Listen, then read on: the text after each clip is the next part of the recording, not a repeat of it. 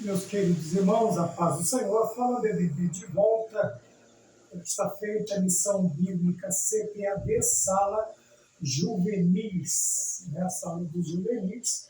O tema geral, ele está nos ensinando desta maneira: falso ou verdadeiro, como combater as ideologias do nosso tempo. Hoje nós estaremos tratando da lição de número 8, que será ministrada no dia 24 de novembro de 2024. E a lição desta feita está sobre o tema uma visão bíblica sobre o corpo, Na lição bíblica de Tel Dominical, Sala dos Adultos, nós falamos sobre o adultério, né? E nós vemos que podemos correlacionar os assuntos também na questão da visão bíblica sobre o corpo. Mas antes de nós entrarmos, eu gostaria, provavelmente dito na lição, gostaria de agradecer os irmãos que têm nos acompanhado, os irmãos que têm nos apoiado, que têm os inscritos ou não, mas de uma forma ou outra têm apoiado ao canal. Eu quero agradecer a cada um de vocês e externar a alegria do meu coração por este feito. Eu gostaria de ousar nesta feita e pedir, se possível, se nós conseguirmos alcançar aí 50 likes nesta lição, 50 gostei, 50 joinha nesta lição. Se você gostar, se você estiver gostando do conteúdo, se você estiver considerando relevante o conteúdo, e quiser nos ajudar, quiser nos apoiar, curtindo ali, né, no coraçãozinho, eu serei bastante grato a você, tá bom? Então, Deus abençoe. Sem mais nem delongas, vamos para a lição, que é o que nos interessa. Como eu disse, a lição de número 8 está sobre o tema uma visão bíblica sobre o corpo. E o texto que baseia esta lição está em 1 Coríntios, capítulo 6, versículo 19, escrito desta maneira: ou não sabeis que o nosso corpo é o templo do Espírito Santo, que habita em vós, proveniente de Deus, e que não sois de vós mesmos. 1 Coríntios, capítulo 6, versículo de número 19, é uma pergunta do apóstolo Paulo aos cristãos de Corinto, e também esta pergunta reverbera até os dias de hoje em nossos ouvidos. Será que nós temos esta visão bíblica do nosso corpo? Temos aqui, né? Antes disso, vamos para os pontos principais da lição. Primeiro, os objetivos, que são 3. Saber que os seres humanos foram criados com um propósito. Que propósito é este? Para o que fomos criados? Por que fomos criados? Porque Deus, ele vem através dos séculos, dos milênios, se preocupando com a estabilidade da vida humana e também com a sua continuidade. Qual é o propósito? Segundo, compreender que a constituição humana é corpo, alma e espírito. Quando nós falamos da sua relevância, nós invertemos esta ordem: espírito, alma e corpo, quando nós falamos da conversão, porque ela vem de dentro para fora. Porém, para a guisa de entendimento, a tricotomia nos ensina que o homem é constituído de corpo, que é a parte material, e da parte imaterial, alma e espírito. Calma que nós vamos falar mais sobre isso. E também o último objetivo, perceber a necessidade de cuidar do corpo, templo do Espírito Santo. Este cuidar é bastante abrangente, não se limita apenas ao cuidado espiritual, mas também ao cuidado físico, né, ao cuidado de aparência, uma série de cuidados que nós precisamos ter para que o templo do Espírito Santo não seja comprometido por causa do nosso desleixo, quer seja espiritual, quer seja humano. Agora eu quero voltar ao tema da lição, tanto é que nós colocamos uma observação no canal, que as nossas abordagens seriam assim, críticas, né? As nossas abordagens seriam críticas e teológicas. Veja que a questão crítica aqui não é de criticar ou apontar defeitos, mas pensar, analisar com quanto os dias de hoje são, tá bem? Uma perspectiva, né, de crítica teológica para os dias de hoje, tá bem? Então nós vamos estar trazendo sempre esta visão, tanto a visão do banco, das cadeiras da escola dominical, quanto das tribunas da escola dominical, quer seja um superintendente ou um professor, tá bem? Nós tentaremos aí juntar estas visões para que tenhamos uma análise mais completa daquilo que a lição está nos trazendo. Tá bem? Então, dentro desta visão bíblica sobre o corpo, nós temos aqui no versículo 6, capítulo 6, versículo 19, da primeira carta aos Coríntios, eu separei em 4 partes. Primeiro, que nós devemos saber que o nosso corpo, primeiro, ele é templo do Espírito Santo. Quer dizer, ele é um templo. Se ele é um templo, ele é a morada de alguém. Alguém mora nele. E o apóstolo Paulo nos explica que é o Espírito Santo. Nós somos templo do Espírito Santo. Veja que há um peso, nós já começamos a entender aqui, a analisar como a responsabilidade nossa com essa parte material que Deus nos deu para cuidar dela, não somos donos dela, mas estamos aqui para cuidar delas. A primeira responsabilidade ou agravante que nós podemos ter é que ela é a habitação do Espírito Santo.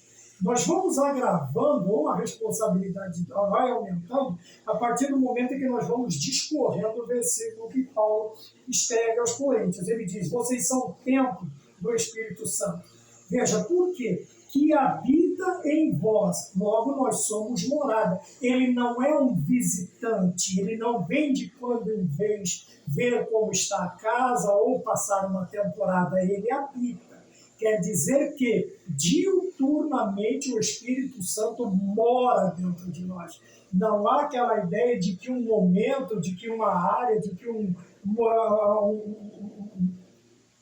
uma determinada fase da nossa vida, do nosso dia, o Espírito Santo sai. Não, ele está constantemente em nós, tá bom? E algumas coisas, às vezes, nós temos até a cisma de pensar, porque nós temos como se fosse um pecado, ou o Espírito Santo, ou Deus estar em nós, vendo determinadas coisas da nossa vida, ou que nós fazemos. Não é esta a ideia que nos traz. É por isso que nós precisamos manter o padrão. Tá bem? Nós temos necessidades fisiológicas, Deus trata delas desde o princípio das necessidades, pedia que se retirassem do arraial para suas necessidades fisiológicas e as enterrassem, para que não visse sujeira, abominação no meio do povo. Porém, nós não podemos também esquecer de que o Senhor é onisciente. Ele é onisciente, ele sabe, ele vê todas as coisas, ele é onipresente. Então, quando nós pensamos nisso, nós temos que nos lembrar que ele habita em nós, ele habita, Paulo diz, em vós, em nós, e isto é 24 horas por dia. E nesta habitação, ele não dorme, não cochila, ele não dormita, ele não perde o foco, ele estará constantemente em nós. Vamos mais adiante. Ele é proveniente de Deus, quer dizer que Deus nos deu o Espírito Santo. Ele habita em nós, ele está em nós, ele está conosco, e ele veio da parte de Deus para estar conosco.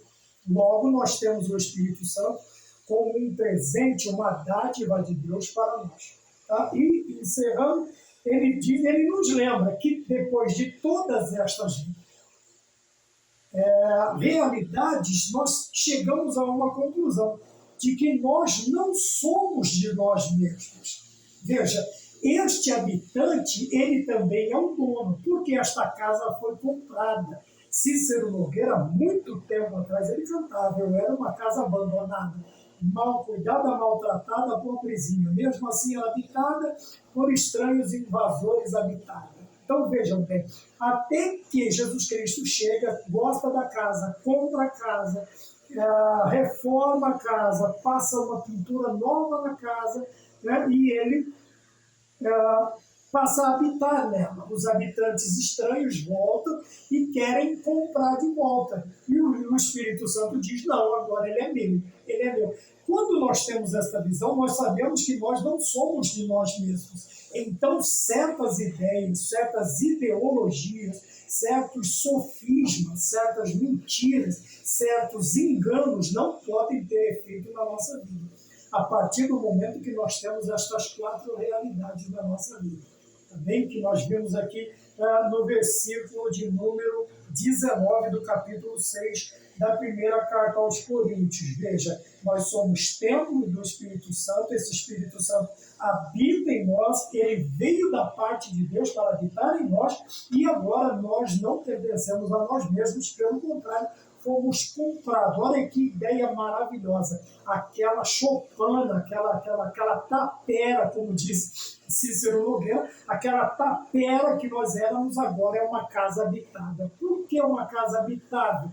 Porque ela foi totalmente transformada pelo poder do Espírito Santo na nossa vida, comprada e paga pelo sangue de nosso Senhor Jesus Cristo. Comprados por Deus, paga mediante o sangue derramado na cruz do Calvário e hoje habitada pelo Espírito Santo de Deus. Olha, só aqui nós já tínhamos, é a base da lição que nós teremos para hoje. Se nós tivermos esta visão, esta compreensão desta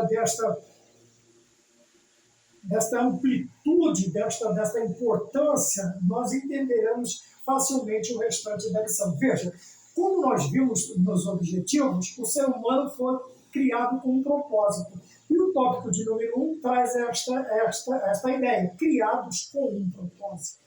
Deus não nos fez meramente para nos fazer, para demonstrar o seu poder, para dizer que ele é Deus e depois levar uns para o céu e mandar outros para o inferno. Não, nós temos propósitos além destes aqui, apesar que vai acontecer, infelizmente, alguns serão lançados e outros, mediante o sangue de Jesus Cristo e a aceitação de seu sacrifício vicário, irão para o céu. Uma transformação genuína. Outros rejeitarão esta dádiva e, infelizmente, serão lançados no lago de fogo de enxofre, preparado para o diabo e seus anjos. Mas veja, Deus criou os seres humanos à sua imagem conforme a sua semelhança. O primeiro propósito, então, era este: o homem ser parecido com o seu Criador, tanto na semelhança quanto a imagem. Né?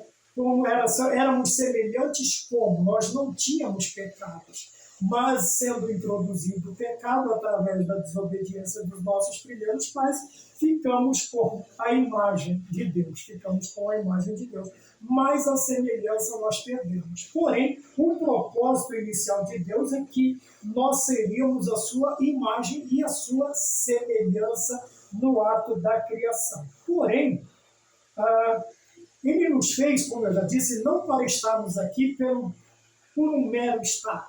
Deus tem os seus propósitos.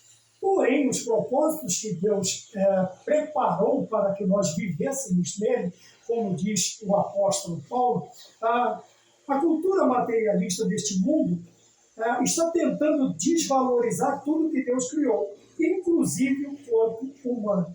Então, vejam bem, há um momento agora na história humana, que já vem de algum tempo, chamado cultura materialista, ou o culto ao material, ao tangível, ao visível, ao efêmero, ao que vai desvanecer, ao que vai se desfazer, se desmanchar. Esta cultura tende a valorizar excessivamente esta parte, desvalorizando a parte ou o propósito que Deus criou para esta área da nossa vida. Né? E nós vemos que é principalmente desvalorizando o corpo humano. Então nós vamos falar desta parte material criada por Deus para que o homem interior habitasse nela, né? A alma, o espírito, como nós veremos no segundo objetivo que nós temos por matéria, a tricotomia. Dividir em três, né? Então, dividir em três. Vamos lá, a grosso modo. Então, a cultura materialista, que é a cultura que nós vemos hoje, imbuída, né, das ideologias, ela tende a desvalorizar tudo que Deus criou, e nós vemos um ataque frontal, principalmente à imagem, ao corpo que Deus nos deu para que nós cuidássemos dele. De que maneira? Infelizmente, muitas pessoas se integram às práticas pecaminosas, desonrando o corpo que Deus fez, o modificando, práticas pecaminosas, desonrando o corpo, modificando ou até destruindo. Né? E nós vemos que, como nós falamos na lição Betel dominical, a tendência é banalizar, lá é a banalização do casamento. Aqui a banalização do corpo, a desvalorização, a diminuição da importância desta dádiva, deste presente que Deus nos deu, fazendo o quê? Com que o homem se entregue à desonra do corpo. E isso nós vemos principalmente nas relações sexuais, na perversão sexual. E isto é primário. Existe uma lista quase que interminável de coisas que o diabo tem lançado e o homem tem abraçado. Mas ele diz aqui, desonrando o corpo, também fazendo o quê? Modificando-o. Nós poderíamos ir para as partes mais grotescas, mas vamos aqui. Aparecem aqueles sujeitos lá, aquelas pessoas, né, que tem essa mentalidade. Aí coloca esfera de metal, esfera de silicone, chifre, não sei o que, modifica a boca e quer ficar parecendo com um leão, com um gato, com um bezerro, com um elefante, sabe? E eles vão modificando a estrutura que Deus nos deu, a semelhança dele mesmo, e vai se tornando verdadeiras aberrações. Alguns viram até a abominações que quando uma pessoa em sua sanidade normal olha para esse tipo de cultura, ele se sente mal. Né? São deformações grotescas. Tem alguns que o lóbulo da orelha já está quase na altura das axilas, né? Outros modificam a cor branca do olho e ficam coisas, sabe? Eu não sei qual a visão, eu não sei onde está a beleza. Talvez alguns até aplaudam e alguns até se assombram, mesmo sendo adepto desse tipo de coisa. Existem modificações no corpo que até os adeptos desanimam. Agora você se superou, não tem quem alcance você. E a aparência fica uma coisa... sendo que a aparência é uma coisa que nós cuidamos, né? Não beirando aí narcisismo e nem também a vaidade, mas é algo que nós preservamos, né? Tentamos preservar dentro das nossas características, daquilo que nós gostamos, nós procuramos manter um padrão de apresentação. Mas algumas pessoas perderam a noção do, sei lá, do aceitável, e eles tentam impressionar, ou chocar, ou chamar a atenção. Eu não sei qual é a ideia, sabe? Eu, na minha adolescência, na minha mocidade, eu tive vontade de fazer algumas coisas. Deus me lembrou, principalmente a questão de tatuagens, né? Nós, quando somos jovens, voltados a uma área musical, eu tinha esse desejo, mas graças a Deus não tinha condição financeira de fazer, e meus pais também me marcavam ali, né, como se fossem verdadeiros zagueiros da década de 70, 80, como se havia zagueiro ali, daquele naipe, né? Tipo Chicão, Getúlio, aquela turminha boa, né, do São Paulo de antigamente, né, Oscar, Dario Pereira, onde tinha uma zaga realmente de confiança. E meus pais me marcavam desta maneira. Tá bem? Como estamos falando da juvenil, vamos acrescentar aqui alguns elementos que fazem parte do mundo deles. Né? E o esporte não está distanciado. E espero que não esteja distanciado, porque nós vamos falar sobre isso também, de suas vidas. Então, nós vemos aqui que a cultura, infelizmente, alguns ia até destruindo o corpo. Alguns chegam ao ponto de não conseguirem mais reverter. E o corpo vai, infelizmente, se decompondo. Injetam sei lá, para ver se ficam mais bombados, daqui a pouco está todo flácido, todo destruído, o corpo purgando, sem mais nem menos, onde fura, o pus escorre, é coisa, sabe, descabida, é irracional, é quase que, não sei, não, acho que nem os animais fazem isso. Nós precisamos tomar cuidado. Um templo do Espírito Santo. Não podemos praticar atos imorais e pecaminosos com a justificativa de meu corpo, minhas regras, como defende o feminismo, por exemplo, para justificar o aborto. Então, veja bem, isso é só.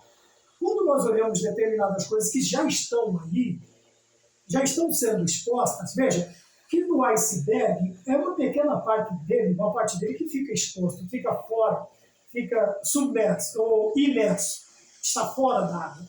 A sua grande parte, a sua base gigantesca está sob a água, está submersa. Então nós temos aí coisas que nós estamos vendo que já estamos escandalizando. Uma delas é esses tipos de ideia, onde as pessoas tentam, por A mais B, provar que podem fazer o que querem. Mas, infelizmente, vamos para, então, a análise crítica do momento. Quantas pessoas, infelizmente, principalmente as mulheres, vão para esta prática e não voltam? Por quê? Porque não tem uma assistência. E trazendo principalmente a ideia de uma abertura na área da saúde para este tipo de prática não é 100% saudável e nem é 100% segura a prática. Por quê? O que nós temos visto, muitas não voltam. Não voltam. E não somente desta prática que nós estamos citando aqui, do meu corpo, minhas regras, de outras também.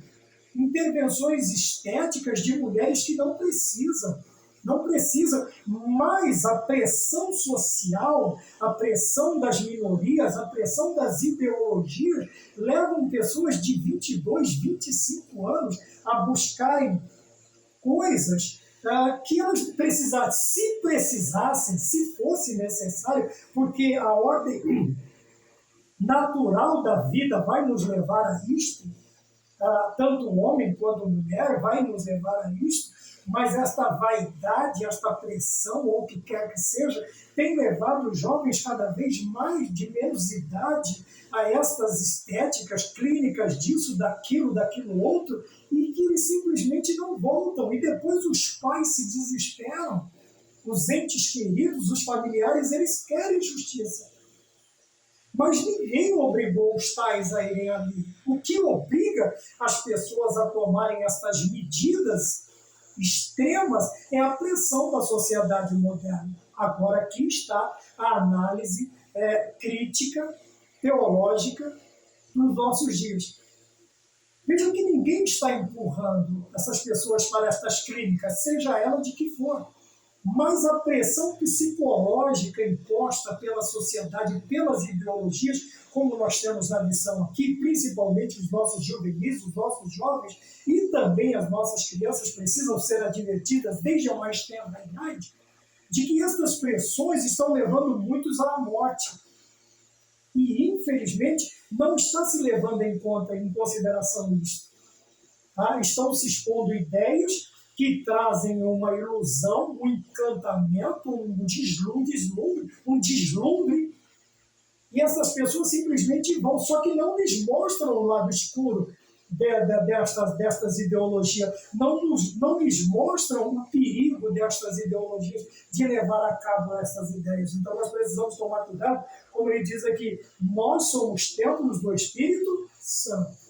Ora, e nós vamos mostrar ao mundo esta ideia fazendo o quê? Nos desvencilhando destas ideias. E nós que temos a função de criarmos cidadãos cristãos,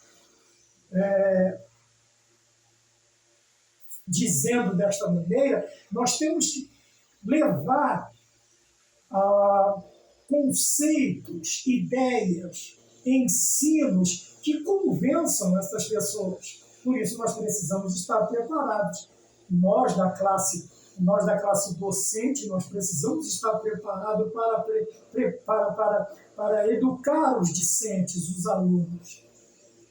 E quando nós não temos o mínimo de conhecimento, nós não conseguiremos atingir esse êxito, que é convencê-los de que determinadas ideias, por mais bonitas que pareçam, mais floreadas que pareçam, elas não são boas, elas são nocivas.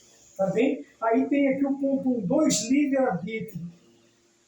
Há uma ideia também equivocada a questão do livre-arbítrio. Tá? O livre-arbítrio, veja, o escritor ele diz, para cada uma de nossas escolhas, temos uma consequência, porque todos os nossos atos passarão pelo juízo divino. E ele está falando do livre-arbítrio. Então, veja, o livre-arbítrio, a partir do momento em que eu penso que as minhas escolhas têm consequências, e também todos os meus atos passarão pelo juízo divino, qual deve ser a minha mentalidade quanto ao livre-arbítrio? É fazer o que eu quero? É escolher o errado? É andar no caminho errado? É me distanciar de Deus? É negar a Cristo? Veja que o livre-arbítrio ele vai tomar uma direção um pouco diferente do que se tem ideia nos dias de hoje.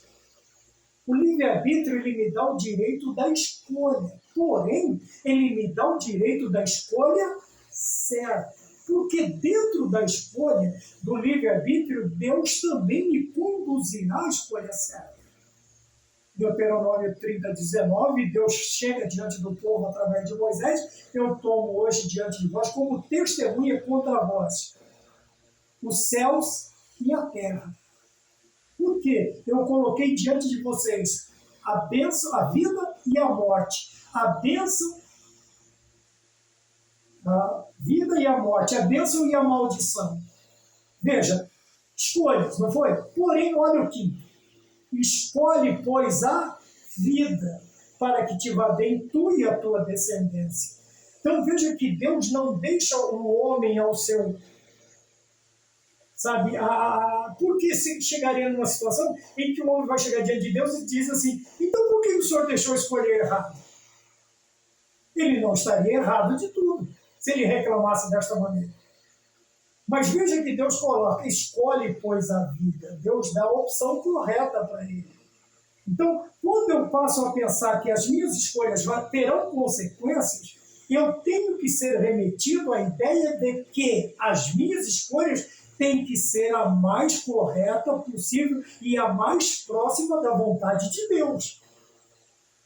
Já tira um pouco da ideia de que eu posso fazer o que eu quero. Né? Como cantava Raul Seixas, faz o que você quiser, pois é tudo da lei. De maneira alguma. De maneira alguma. Veja, e depois nós vemos também que, depois destas consequências terrenas, eu estarei diante do juízo divino. Veja que as minhas escolhas terão consequências terrenas e também eternas. Se forem escolhas ruins, se eu não ouvir a observação de Deus, escolhe, pois, a vida, a minha eternidade está comprometida. A minha eternidade está comprometida. Então, tanto a crentes quanto a não crentes, tanto a servos de Deus quanto a ateus, agnósticos, veja, você e eu, nós temos que saber disso. Essa ideia ela tem que estar em nosso... Por mais que o homem queira tirar Deus, né, da equação, ele tem que se lembrar, ele sabe, no fundo do coração dele, ele sabe que ele será chamado a prestar contas um dia diante de alguém. Ele sabe que a vida não acaba com a morte. Isso, a maioria, são falácias. Tá? É como se fosse assim, não, eu quero mostrar que eu sou bom e eu vou expor ideias que eu ouvi fulano de tal falando. Mas, na realidade, ele não acredita, porque quando o pitbull escava, meu amigo, a primeira coisa que a gente clama é por Deus. E eu trabalho nas ruas, tá? Portão em portão. Eu estou ali conferindo o consumo da água dos moradores da minha cidade. Encontro pitchers e encontro monstros que só faltam pular o portão. E eu sei a sensação que causa, tá bom? Mas, como eu já vou preparado, eu já vou munido da presença de Deus, eu vou tranquilo. Então, livre-arbítrio. Veja, precisamos ter cuidado para não sermos envolvidos com as ideias secularistas. Aqui estão falando a nós, como eu já disse, eles só apresentam a parte boa. Ninguém nunca vai te apresentar a parte ruim. Olha o lobo mau. Ele apresentou um atalho para o Chapeuzinho Vermelho, mas ele não disse que aquele atalho levaria ela para mais longe. Daria tempo dele chegar na casa da vovozinha, degustar a vovozinha e esperar ela chegar e degustá-la também. Olha que coisa interessante. Mas o final é feliz, porque aparece um caçador e livra as duas. Tá bem? Porém, meus irmãos, nem tudo que reluz é ouro. E nós precisamos tomar cuidado. E o diabo, ele nunca vai trazer para nós algo que nos assuste. Pelo contrário, sempre será coisa bonita, sempre será coisa agradável. E, principalmente, ele conhece os nossos desejos. Ele vai trazer para nós aquilo que nós queremos. Mas veja, tudo que vem fácil, Deus também vai nos dar o que nós precisamos. Às vezes Deus não nos dá o que nós queremos, mas nos dá o que precisamos. Mas veja a dificuldade que nós temos em obter aquilo que Deus nos dá mediante as lutas, as renúncias e como o diabo faz para atrair as pessoas, a facilidade. Bem, só que ele tem uma artimanha, ele te dá um ovo e te rouba uma galinha. É aí que está o problema quando nós somos envolvidos por ideias secularistas. Eles nos apresentam sempre a parte bonita. Ninguém vai te mostrar o lado feio da coisa. Ninguém vai te mostrar a carranca, é igual o diabo, ele não vai mostrar a carranca, ele vai mostrar a beleza dele de luz, né? E muitos são atraídos, igual vagalumes são atraídos para esta luz. Mas logo essa luz é apagada, vem as trevas e lá no chão tem sempre um sapinho, tem sempre um passarinho, tem sempre alguma coisa, né, para pegar o vagalume que caiu e vai virar comida de bicho. Então nós precisamos tomar cuidado. Também nos meios de ensino, né, nos meios educacionais, eles nos o que é estimulado? A banalização do corpo. Como nós vemos aí pessoas, como eu já disse, eu não vou repetir, né, pessoas que não são mais pessoas, não é mais aquela pessoa. Eu acredito que por mais permissivo que um pai ou uma mãe seja, quando determinados filhos entram dentro de casa, eles podem não falar, porque infelizmente eles também participaram daquilo, eles foram permissivos, mas eles olham e dizem, onde está o meu bebê? Cadê o meu neném? Cadê o meu filhinho, a minha filhinha? Não é isso aí. Debaixo de tanta tinta, de tanta excesso de coisa, falta de outras, mutilações e, sabe, descaracteriza o ser humano completamente, completamente. Então nós vemos aqui que essas pessoas, geralmente, quem é que estimula, quem é que lança essas ideias? São pessoas amarguradas, são pessoas tristes, são pessoas que não... E eles, infelizmente, elas vivem nesse tipo de promiscuidade, né? A legalização disto, daquilo, né? Entre tanto, são pessoas infelizes. Então eles tentam preencher esse vazio que a falta de Deus deixa, ele tenta com estas promiscuidades, sejam elas quais forem, com esses adendos, mas na realidade nada mais mostra do que uma alma infeliz, amargurada, triste, uma pessoa que não encontra em meios normais o preencher este vazio que eles sentem, que é da ausência de Deus em suas vidas. Outra ideia numa pergunta, Deus só quer o coração. É uma pergunta, Deus só quer o coração? Veja, essa frase é muito falada por pessoas que não querem seguir a verdadeira vontade de Deus. É uma desculpa. Porque a partir do momento que eu digo que Deus só quer o coração, eu não vou me preocupar com o espírito. Veja, é espírito, alma e corpo. Eu não vou me preocupar com a integralidade da minha vida na presença de Deus. Porque Deus querendo só o coração, as outras áreas eu posso tratá-las da maneira que eu quiser. E não é esta, veja que é uma pergunta. Deus só quer o coração? É verdade isso? Será que existe pelo menos um fundo, um mínimo de verdade disso? Não, não tem. Por quê? São frases, são jargões, são explicações de pessoas que não querem viver a vontade de Deus através da verdade que é pregada pelas Sagradas Escrituras. Eles não querem viver a verdadeira vontade de Deus. Então, para não ter uma transformação radical de suas vidas, uma entrega completa, uma submissão a Deus e uma renúncia dos prazeres carnais, nós saímos falamos que Deus só quer o coração. E isso nos exime de outras responsabilidades. Bom, algumas até congregam numa igreja, mas não seguem o padrão de santidade divina. Veja, pertencer a uma agremiação, a uma denominação, não faz de nós salvos, não faz de nós santos, não faz de nós especiais para Deus. Pelo contrário, alguns até se escondem e isso é ruim, é nocivo. Quando a pessoa usa da placa da igreja ou de uma denominação que abre mão de doutrinas vitais, fundamentais, de ensinamentos, de padrões bíblicos para viver de qualquer maneira, para se refugiarem ali e alimentarem as suas concupiscências. Então, não é que ele congrega num determinado lugar porque ele sente a presença de Deus, ele se sente bem ali, ele adora a Deus ali. Não, ele só está ali porque ali ele pode dar vazão à sua concupiscência, a todos os seus desejos esdrúxulos, sejam musicais, vestuário, disto, daquilo, o que quer que seja, que descaracterize um servo de Deus. Então, vejam, alguns até a igreja, mas não seguem um padrão de santidade. Aqui, quando eu digo padrão de santidade, eu não estou dizendo também que seguir a um padrão que nós chamamos de doutrina secundária, de costumes, faz a pessoa santa. Não estou dizendo isso. Existem pessoas que por fora é filó, mas por dentro mulambo só. Por fora, pão bolorento, né?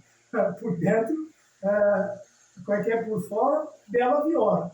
Por fora, por dentro, pão bolorento. Então, quer dizer, nós não estamos generalizando, mas uma igreja doutrinada, ela tem bons costumes. Bons costumes, como disse o saudoso pastor Antônio Gilberto, bons costumes não geram doutrina.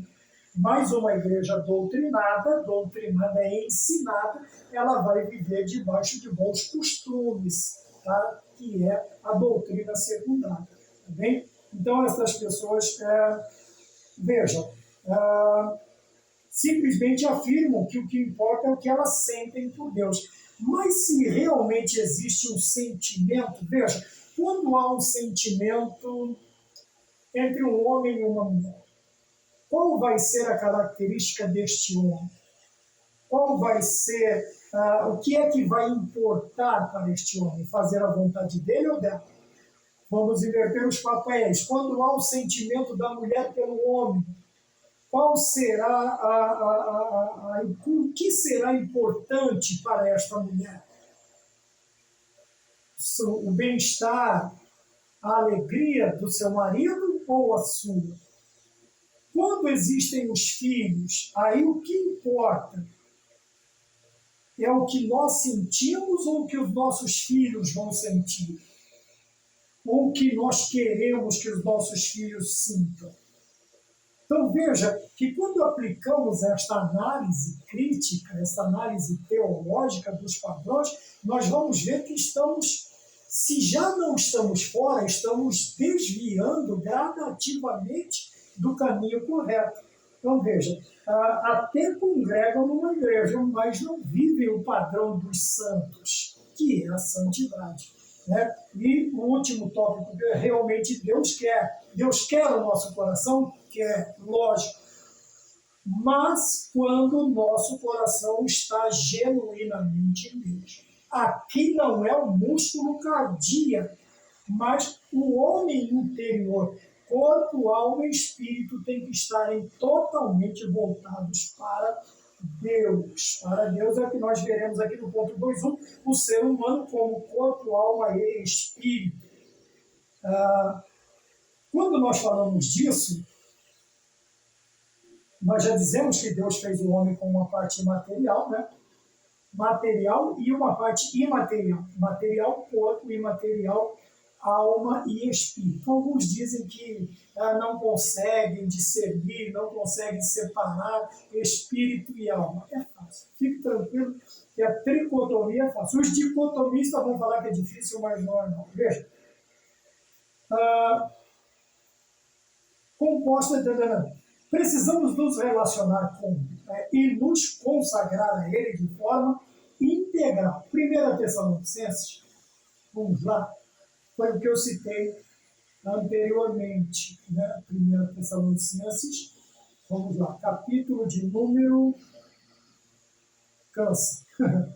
Capítulo de número 5, versículo de número 23. Tá? É bastante conhecido, mas a mente humana cansa, principalmente dos mais idosos. E o mesmo Deus de paz vos santifique em tudo. Veja, integralidade. Quando nós falamos de nos consagrar a Deus, nós estamos falando de nos consagrar inteiro, integralmente, totalmente, a nossa vida completa. Dentro disto está o quê? E que o espírito, a alma e o corpo de vocês sejam conservados íntegros e irrepreensíveis na vinda de nosso Senhor Jesus Cristo. Está na Bíblia. Mas é um versículo isolado. Não é não. A doutrina da tricotomia ela está em várias, e também da trindade está em várias partes da Bíblia. Obviamente não é o nosso intuito nesta lição falar sobre isto agora.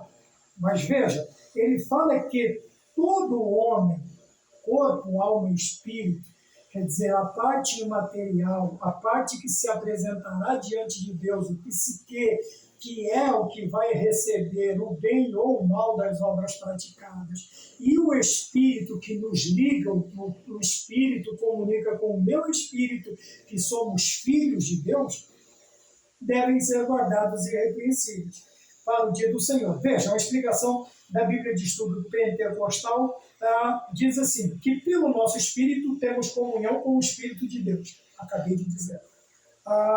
E a alma é definida pelos aspectos. Veja, o homem interior, o psique, que é mente, emoção e vontade. As 3 áreas da personalidade.